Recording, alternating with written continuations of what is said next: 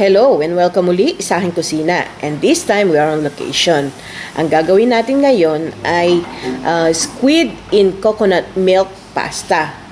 And here are the following ingredients. Meron tayong squid. In-slice ko na siya into small pieces. Kailangan kasama yung black ink niya.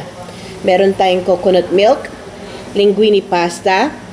Meron tayong onion, garlic, ginger, salt and pepper to taste. So, gagamit din tayo ng oil for sauteing.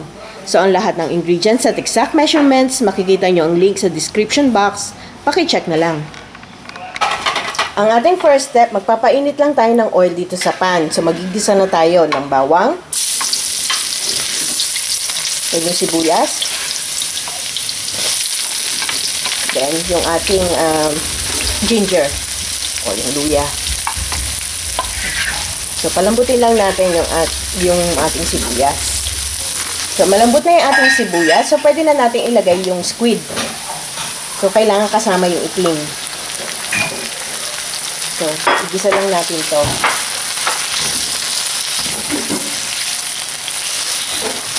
Ayan, nagisa na yung ating squid. So, pwede na natin ilagay yung coconut milk.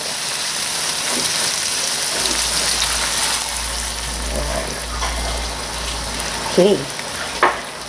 So, pakuluin lang natin to. Maybe isimmer natin on a medium heat for 15 to 20 minutes hanggang sa lumambot lang or maluto yung ating squid.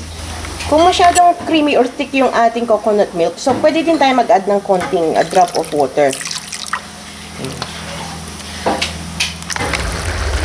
While simmering this, tinimplahan ko na to ng salt and pepper. So, adjust nyo na lang according to your taste. So, at the same time, niluluto ko na rin yung ating pasta noodles according dun sa instruction sa packaging.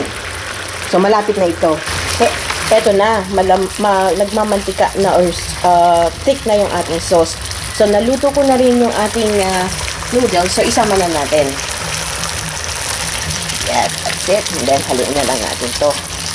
So, pwede na natin i-switch off yung ating kawali. So, eto na ang ating black ink squid in coconut milk pasta. So, as an optional ingredients, pwede kayong mag-garnish ng Parmesan cheese. So, sana magustuhan nyo itong recipe na ito and share it with your friends. Hanggang sa susunod nating video, magkita-kita ulit tayo. Salamat! Bye!